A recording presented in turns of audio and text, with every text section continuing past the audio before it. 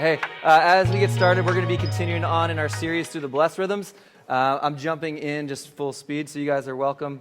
Love you. Good to see you. My name's Kevin, and it's really great to be here. So that's all the intro. Sound good? Cool, we're jumping right in. We are practicing, looking at 5 rhythms for everyday disciples. So bless, listen, eat, speak, and Sabbath. Today we're going to be on listen, but before we get there, still running, whose kid is that? Before we get there, here's what I want you to do. Would you just turn to like one or two other people, not a group of 17 or 7. You guys love each other, that's cool. Just one or two other people. How this week were you blessed by someone else? So think back, you're going to let your mind roll back for just a second. Blessing is somebody else in word, we said, or in some gift or activity, contributing to our flourishing. Coming alongside us and doing something that not just they meant to be a blessing, but was really, really just made your life harder. Those aren't the stories we're looking for. They exist, they're just in a different category. But what I would love for, how this week were you were blessed? Like yesterday, we were in this room, and I needed some papers to get signed. Kay and I were meeting up with some friends to sign some papers, and we needed a notary. And so, old school days, you could go to your bank and get things notarized, right? Except for there's no banks that have open branches anymore, so you can't play that play. I'm sure there is one, but not on a Saturday, not short notice. And so one of my other friends is a notary. He used to be a part of a church. Paul came, and so we were able to call him. Like, hey, Paul, are you still active as a notary? He said, yeah, I am. I keep it just for when friends call. I was like, that's... And it was a really awkward paper signing that we were going through, and he just sat in there with patience and gentleness and compassion towards the other people, towards us. And it was like a really beautiful moment of, I had no ability to do this. Like, I can't notarize things. I can't do that. And he just used his gifts, stopped seeding his winter lawn for a few minutes, drove over and used his time and his talents and what the power he had as a notary to steward it for our good. And it was a really beautiful 30-minute interaction that for me and Kaylee was a massive blessing. And so your story doesn't have to be about that and legal activities. That was more just to give you space in your brain to get to your own story. So again, we're talking about listening today, so you only had to halfway listen to me because I haven't taught it yet. So, but would you turn towards one or two other people, really small group, where is somewhere this week that you were blessed? What did that look like for you? Ready, set, go. 5, 4, 3, 2, 1. There we are. So starting off with a question.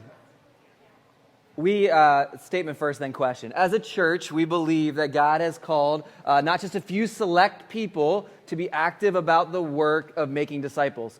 We believe that Jesus has called together a multi-ethnic, diverse family of people, men, women, and children with very sketchy backgrounds, some straight out of the church, because those are sketchiest, some straight out of the streets, and brought them all together to be part of a community that has been rescued by His grace, filled with His Spirit, and sent on His mission. That's true of every follower of Jesus, not just those who go to seminary. And so we believe that God has a mission to restore and redeem all things back to Himself. And to see that accomplished, He allows us to partner with Him in that work. And so very often we'll talk about living on mission. We have missional communities. We're Missio Dei communities, which literally stands for the mission of God, that God's a sending God, and we're the people sent with Him and His Spirit to accomplish that. But how often when we hear the word mission, do we think about listening? Often when we think about the M word, which is what you write, missionary, we'll talk about that locally as missionaries. Those who have been sent is all that missionary means. It's a sent one, which we believe is true of every person who God has rescued into His family. They've been sent into a neighborhood or a network of friends or into relationships where they're to announce and embody good news. But how often when we think about that, or even the life of our missional community, does our mind immediately go towards what we're doing or saying?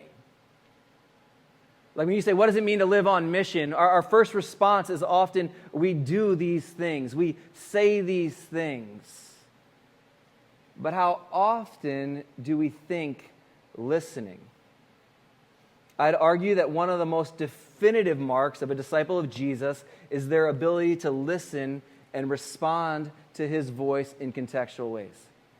I'd argue that the second rhythm that we get to, the bless rhythm, bless, then listen, that is one of the defining marks of a disciple of Jesus. That's not fresh for disciples. That was true in the garden. Adam and Eve, they heard God's voice, and they were sent out as co-laborers, co-missioned to cultivate the hidden potentials of God's creation, right? To exercise dominion over creation, cultivate it, develop, listen to his voice, and obey him. In the rebellion, they actually chose, Genesis 3 through 11, right? They chose not to do that. They listened to the voice of who? Or what? In the story, it's a what? Who do they listen to the voice of? The serpent, who caused them to doubt the voice of God, to not listen to the voice of God, to take a different approach and hear what wasn't true. And they believed that. And that's why human beings are largely in the mess we're in today, right? That's where curse came into the world. That's where sin entered the world. But God doesn't leave the world without hope, right? He comes and he speaks to a man named Abram in Genesis 12 and tells him, through you, all the nations of the earth will be blessed. It calls him to go out to a far-off land that's away from his family, to go off to a different place. Abram listens to God's voice and does what he says. And from that story, Genesis 12 to Malachi 4, which is your whole Testament, it's the story of that people that come from Abram, listening to God at times, obeying him, hearing his voice and doing what he says, having conversations with God, right? The Psalms are this entire book of conversations that David and other songwriters are having with God. We see story after story of people hearing God's voice and passing that on to the people of God, the prophets. And we see the people of God at times listening and at other times rebelling against that, not listening, choosing they don't have to listen to what God has to say. And then we come to Jesus. And Jesus, even as we get to Matthew, we see him starting off hearing the voice of God, speaking over him. This is my son in whom I'm well pleased. Beautiful story at his baptism. And then following the Spirit out into the wilderness where he's tempted. And the serpent comes to him and starts to tempt him and says, hey, do you really believe that God, you are who God says you are? Do you really believe that you're called to do what God said you're called to do? And in those three successive temptations, he refutes that serpent from the garden in a way showing that he will be the one to stomp on his head in just a few years. And then the life of Jesus lived with his community, we've been studying in Matthew, shows this continual reality that listening is a core rhythm of following Jesus. If you were to read back through Matthew and just pay attention to all the times that Jesus speaks and expects people to listen, or all the times that people speak and Jesus, God himself, listens to them, all the time that he calls his disciples to listen to other, it happens time and time again. I don't know if you ever noticed this, but Jesus, throughout the Gospels, and these numbers are going to differ, but just stick with mine. I'm going to say them with authority, and they're going to sound like they're right, okay? 306 times, Jesus is asked a question throughout the Gospels. He answers definitively 3 of them. 300 times, Jesus asks questions to other people. He asks questions. There's some rhetorical ones, and that's why the number gets kind of fuzzy in the 290 to 320, whatever it is, because some are rhetorical and we're reading into it. But around that number, just saying even 300, he asks questions. When asked questions, he literally only answers 3 definitively, they'll say. Those numbers, you might listen to somebody else, it's around there, okay? It's a lot to a little. Can we say that?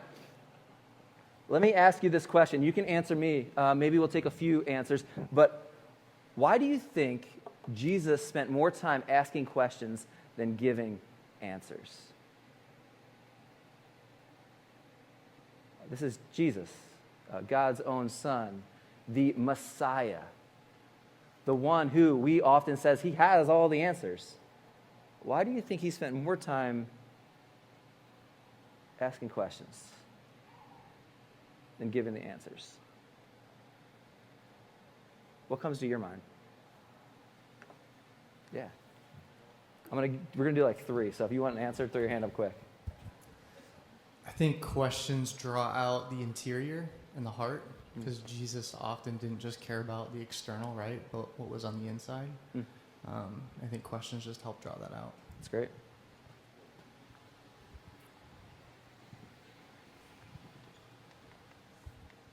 I think he wanted to draw people into the conversation rather than just it being one-sided, him answering questions, but drawing people in to engage with the conversation themselves. It's really good. Yeah. Anybody else? Yeah. On my walk back, anybody else? Yeah. And then you can just hold on to it, Bray. I'm going to share Keller's that he just shared with me. I love it. Seems like Jesus just likes being with people. Maybe asking questions means you get to engage in being with people. That's beautiful. Even in that really short dialogue, and you can keep asking these questions, I want you to just reflectively ask, does your disciple making reflect even what we shared so far?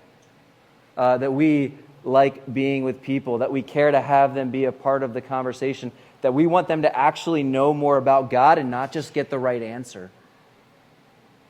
Is that what our disciple making looks like, right? So these blessed rhythms are how we inhabit our role in the story, but then also invite others to do the same. This role of listening is a lost art in our culture. But if we believe that listening wasn't just something Jesus did to pass the time, but was literally the center of his ministry, in listening, and we'll get to speaking. So those of you who are like, don't we ever give gospel answers? Yes, we do. We got 2 more rhythms, so we get there. But listening comes first on purpose. But in our world, let's be honest, listening is a lost art, right? Our phones beep or buzz incessantly. I don't know who believed that a buzz was less intrusive in your conversation than a beep. Are you guys with me? Like, if you're sitting down with somebody and you're talking and their phone's buzzing, isn't it every bit as much distracting as if it's beeping? But somehow that one's acceptable, so it's cool, right? But our phones buzz, our watches buzz, right? How many times are you talking to somebody and they're like, oh, what? No, I'm listening, don't worry, right?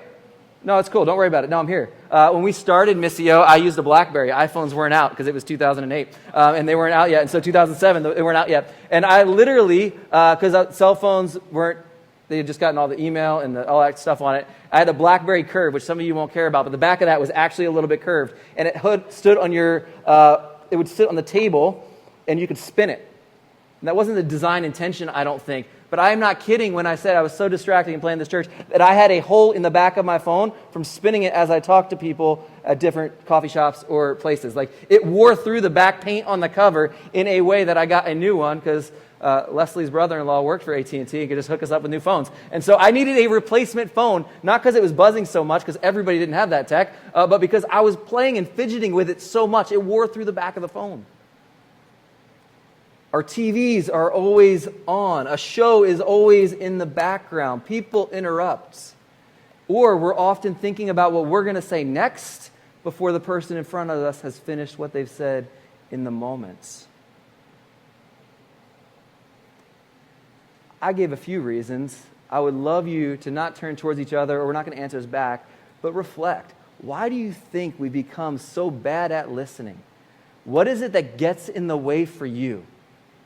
For some of us, it's a physical distraction. For some of us, it's a distracted soul. For some of us, it's that we don't know how to look at our lives and order them in such a way that we have space. For some of us, it's an addiction to doing that. If we ever slow down and have to listen, we feel like we're not accomplishing. For others of us, we hate what we think about because then it forces us to deal with the inside of our own hearts, and so we always keep the noise up, so we never have to hear what we have to say. My one son cannot go into arenas without headphones on. We went to a Rattlers game, which definitively, in case you're wondering, are loud. The Arizona Rattlers play at a different volume than all the rest of the Arizona sports. Have you guys ever been to a Rattlers game, right? So even if the environment's not too loud. Kobe, do you like the Rattlers games? Nope. And so we went in there, and so everybody has headphones, like earplugs in, right? And then when you score a touchdown, the home team, what do they fire off? A 50 cal like Gatling gun, right? So it's like even if it in there wasn't loud enough to permeate the even loud sound, they fire off a Gatling gun, right? And it like massively just shoots off. And it makes all the small children cry. I don't know why they do it. It is like nobody enjoys it, but they do it every time. So he puts headphones on. We were at a game, though, and he put the headphones on, and in this moment, the headphones weren't even enough. Right? He had the noise canceling, the shooting headphones that are supposed to disrupt the sound, and he's like, can we just leave? I need to be a little quieter. And since I'm the one that brought him, we walked around the outside of the stadium for the next hour and a half, so the other kids got to do it. But it was like, as we walked out of that environment that was so overstimulating, you watched his body almost just like melt with peace. Just put his hand in my hand and walk around the stadium, right? Which for me as a dad was way better than having to feel anxious for him the whole time. But there's that beauty in like just being with him, and it got silence, and you watch his body react. What I want to share with us is that I believe God has invited us into a full and flourishing way of life where the volume can be reduced at times so that we can listen to him and we can listen to others. Just two ways we're going to look at that. This blessed rhythm of listen is an invitation. Jesus says in John 10, my sheep, they hear my voice, I know them, and they follow me. One of the key markers of a follower of Jesus is an ability to listen to God, to be present with him. And so I just want us to look at this for a few minutes. We're going to take just each of those sections, talk a little bit about it, and then hopefully come out of here with a way that we can live into this together. Because Jesus didn't just listen or hear words. Like we mentioned, he listened to hearts. It was a central way, catch this, of not just him and his missional strategy, but of loving people. You do not read through the Gospels and come away saying, Jesus was really busy and he never listened to anyone. You come away recognizing that he listened to the Father. He would often pull away and have moments where he listened to God. You hear the voice when we told the story of blind Bartimaeus crying out, Son of David, have mercy on me. And everybody else tells him to shut up. And then he actually cries out louder. And Jesus doesn't tell him to zip it as well. But Jesus moves in and listens to him. And not just listens to him, but invites more dialogue, right? He says, what is it that you want me to do? He's like, I want to be able to see. And then the miracle comes. Jesus listening to the needs of this person leads to the deliverance that they've been looking for. It's not just hearing words or saying I was present as they were spoken, but doing something with them that makes this central to our discipleship. And there's a great risk if we don't listen. Both missionally as we go out and love others, within the church if we don't listen to our community and those we share life with, and also with God if we don't hear his voice and obey him and following him. It's a great risk of harm. So what happens if we don't listen, right? Let's just take a historic journey super quick. Many of you guys know this. It was just 4 days into their journey that the modern engineering and mechanical beauty of the Titanic sank miserably. That movie apparently is making somewhat of a comeback thanks to TikTok and people figuring out that Jack could have let, what's her name? Rose. Like I didn't know it, right? Yeah, okay. I was actually going with the actress's name. I was like, that's not right. That Rose could have let Jack on that door, and they could have both lived. And so it's making a comeback, and people are recognizing that it was a really selfish move. That wasn't cool. But anyway, the Titanic, as it went down, it's not unknown to us because we have records of it that many different ships, many other maritime travelers were warning about massive icebergs in the area that could have led, if heeded, to a different way of operation, right? It would have been a longer journey. They would have had to turn back. It would have lost some of the media focus, but people would have lived. But because they chose not to, something like 1,500 people perished in the sea. And this story of the Titanic stands as a colossal warning of what happens when we don't listen as others try to communicate with us. There is a better way to do this. That's not the way.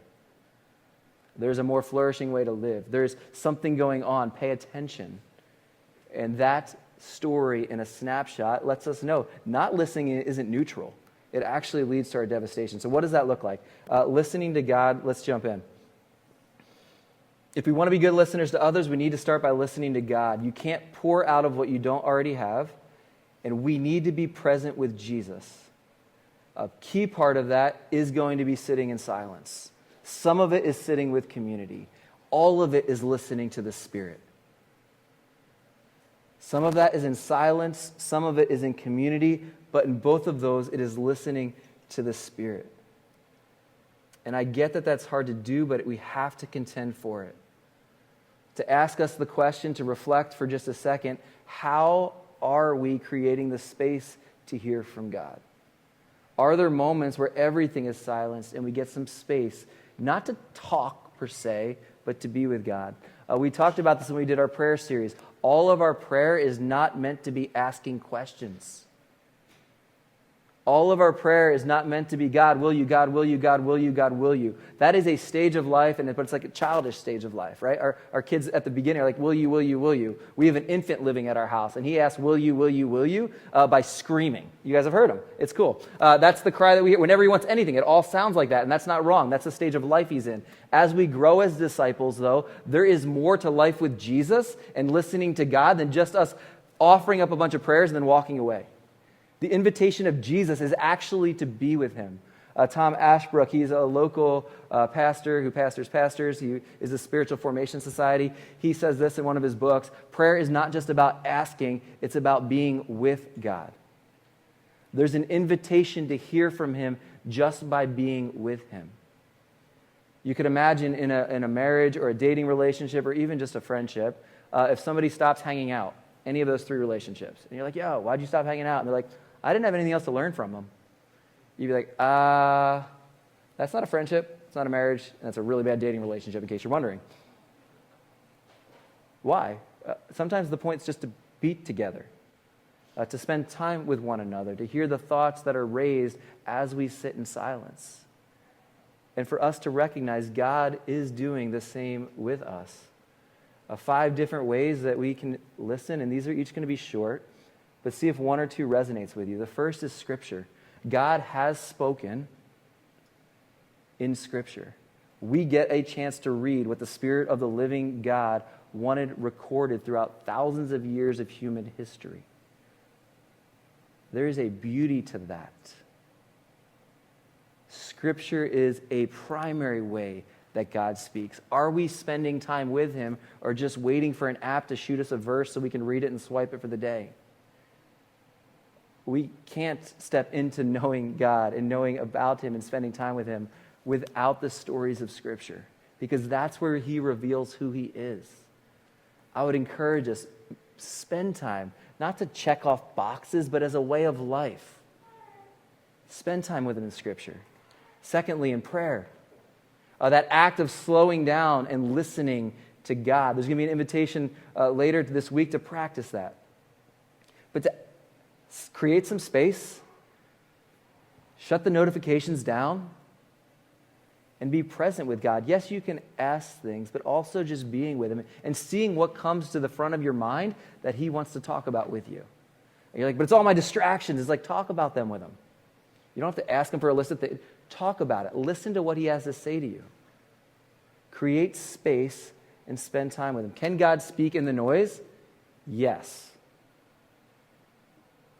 But he also speaks in the stillness, and I think we operate at the level of the noise far more than the silence. So there's an invitation to that.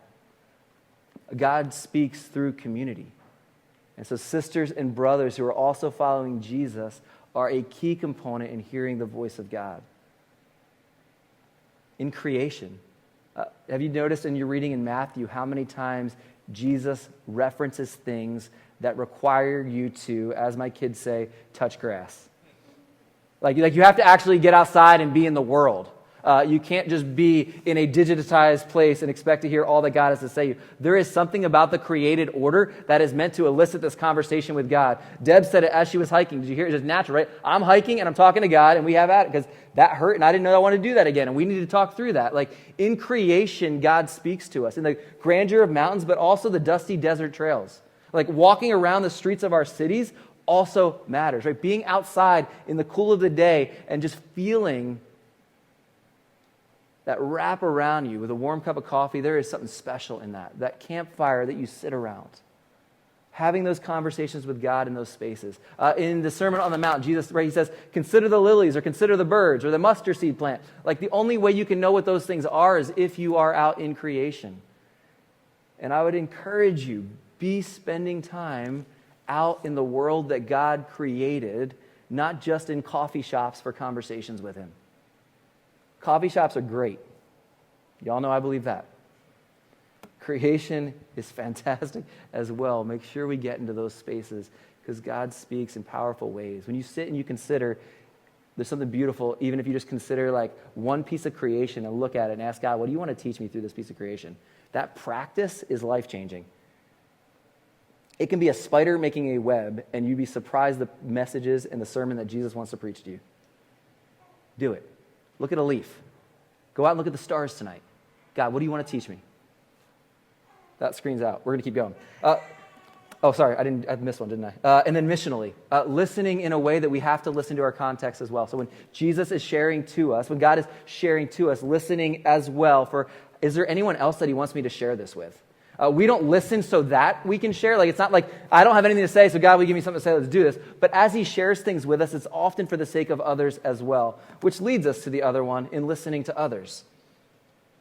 Listening to others. Think about this as your extended spiritual family, so this community or your neighbors. Both are integral. As you spend time with other sisters and brothers in the church, whether you're in the MC geared towards youth, or you're in the senior citizen one that doesn't exist yet, but praying someday it does. Whatever one it is, the pattern of listening to one another really does matter. It really does matter. Two ways I want to encourage us to listen. One is with curiosity, and the other is with empathy. A curiosity. Listen as if you actually care what they're saying because you do, not because you're pretending to. That childlike faith in this way can be a good thing. Kids are naturally curious. However, there's warnings to that because kids can ask really bad questions, and we should also learn from that and not do it, right? I was in REI the other day, and I'm going to tell this real quick, but it's a good one. I was in REI the other day, and this little girl and her mom were walking by this other woman, and as they're walking, the little girl goes, "Look, Mom, she's pregnant just like you. Are you pregnant?" Now, Miss Second Miss was not pregnant, okay? And so first Miss was, like, she was clearly just baby bump. Other one was there picking up some running shoes, and she was super kind. She's like, "Oh, no, I'm not having a baby, but that's why I'm here, because I need to run." And so I was like, oh, this is so many levels of this, and I'm just going to laugh because I don't know what to do. But that child just asked this question that was like, "Oh, she's pregnant like you. Are you pregnant?" And you could just watch this other mother's faith go, "Oh, dear God." And this other one was so gracious in her answer, and they went on with the day, and I was like, that is so special. As we listen, asking questions is key, but as a general rule, I would just give you at least this. Don't ask questions that you're not willing to answer yourself. There's a lot that we could say about this, but don't ask questions that you, if they were to say, "Hey, what about you?" You'd be like, No, we're talking about you. Okay? Be curious, but curious with consideration and with empathy. Often our cynicism goes skyrocketing when we hear other stories, or we see what we'd be doing differently than what they're doing. And this is why take a deep breath. As we listen to others, whether it's our network of friends, whether it's in our city, asking questions of the city, what is the answers that they, like, what is it that we're listening to? Do it with curiosity, and then also with empathy. And so this week, where are we landing this? How can we intentionally listen to our neighbors and coworkers this week? How can we practice listening as an act of blessing? You can come up with this is the creativity and the beauty of these things that are true. We have a God who listens to us, so we listen to one another. How are we going to do that? That's a great question. Creativity can abound in this way. For those of you that like a little direction, I'm going to give you two ways. The first one is to try using an examine as a guide this week. And so this is a prayer guide that we put together that allows you to look back over your day. There's two out here. They're free. You can take them. This isn't like a pitch that we're going to sell stuff. They're free out here. If these ones disappear, I found a box of them downstairs, so I was like, oh, we can give these away. But we have these examines, which are a way of looking back over your day to see where was God at work through my day in ways that I might have missed in real time. What is it that God was maybe trying to speak to me throughout my day? How do I reflect and see where I've seen him? And it's just a 15-minute exercise that you can do at the end of each day. And you're like, Kevin, the last 2 weeks we had to do one thing, and now you're giving me a daily thing. That's not cool. I also have a one-time thing for you. If you're like, I'm not that whole examine everyday thing, that's a bit much for me, I would encourage you to pray with Jesus through your neighborhood, through your city, whatever area your MC serves in, and walk around with Jesus. We can give you a guide for that, or you can do it on your own. And just say, what do you want me to do in the place that you already have me? Just take a prayer walk with Jesus. A simple prayer. What is it that you're already doing here that I can join you in? And see what he says. See what he reveals. Simple, everyday listening is the heartbeat of a life of a disciple of Jesus. And so as we are going to move to the table, the reminder of the elements today, the bread that Johanna will have, the juice that I'll have, as you come and take a piece, take the cup, return to your seat, I want us to remember the reality that we listen to others because God has listened to us. This verse in Exodus comes from the very beginning of the book where the people of God have been enslaved and they can't get free. The Pharaoh is reigning over them oppressively and they cry out, they cry out, they cry out, they cry out. And it says that God heard their cry. The reality that we're saying, is that true? Fast forward, look at the cross, the true and greater Exodus, where God hears the cries and the groans of all creation and leads us out of that slavery into a life of flourishing. That story is the one that Jesus wants us remembering as we come to the table.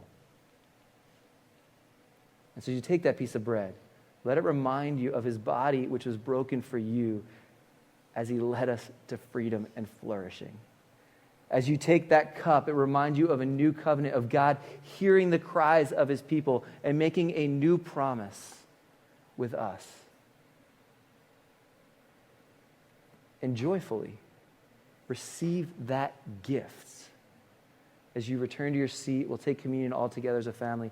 Missy, would you pray with me? And then you'll be welcome to the table. Jesus, I thank you that you hear our cries, and we confess that we often are so slow to listen to others because we just want to be heard. And that need comes from deep spaces. And so, God, for my sisters and brothers, would we be able to remember that you are listening to us, that you have heard our cries, our desires, our dreams, our woundedness, and you're leading us into a true and better way. God, would we receive the gifts that you have to offer? And would we in turn look towards our friends, our family, our neighbors, our coworkers, not as people who have a commodity to offer us, but to listen to them and hear, how can we be a blessing to others? And then would we be faithful to practice out of what we've learned today as we live in your world by the power of your Spirit, for the sake of others. We ask this in your name, Jesus, and the power of that Spirit. Amen.